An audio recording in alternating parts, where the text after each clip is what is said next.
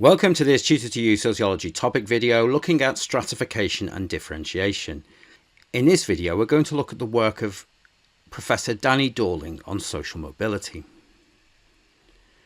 Professor Danny Dorling is a prominent social geographer and professor at the University of Oxford and has extensively researched social mobility, particularly in the UK.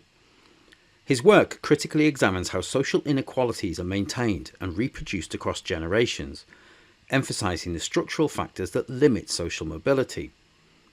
Dorling's analysis integrates statistical data with an understanding of the socio-economic context, offering a comprehensive criticism of the contemporary state of social mobility. There are key themes in Dorling's work, including structural inequalities and education. Dorling argues that educational inequalities are a primary barrier to social mobility. In his book Injustice: Why Social Inequality Persists in 2015, he highlights how access to quality education is disproportionately available to children from affluent backgrounds, which continues the cycle of privilege.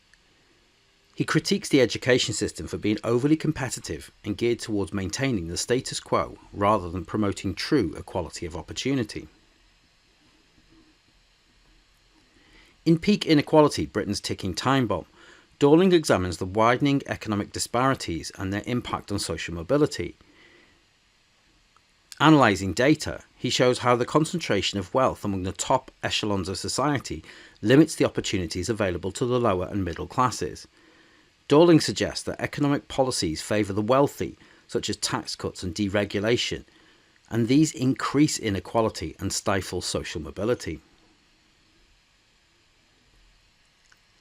Housing is another critical area of Dorling's research. In 2014, he suggested housing markets and policies contribute towards social immobility. High housing costs and the uneven distribution of affordable housing options limit the ability of lower income families to move to areas with better opportunities, and this creates geographic and socio-economic segregation of individuals.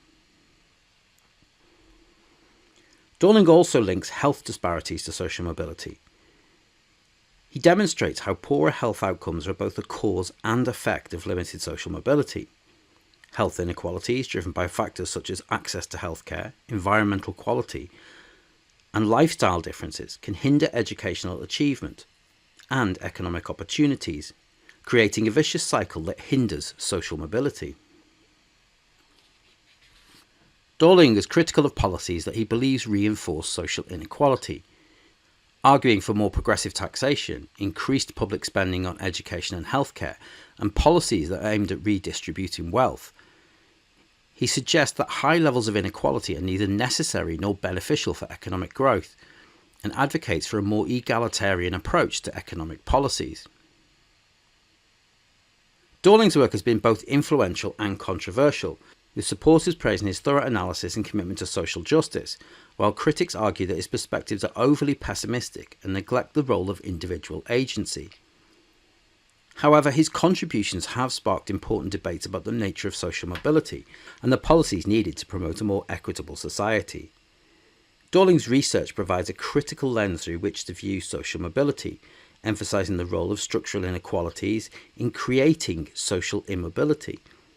By highlighting the intersections of education, economic disparity, housing, health and policy, he presents a comprehensive critique of the barriers to social mobility.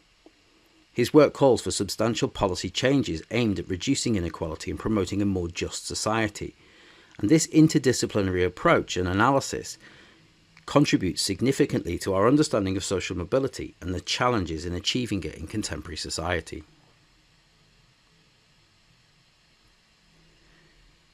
That concludes this Tutor to You Sociology topic video on stratification and differentiation, looking at the work of Dorling on social mobility.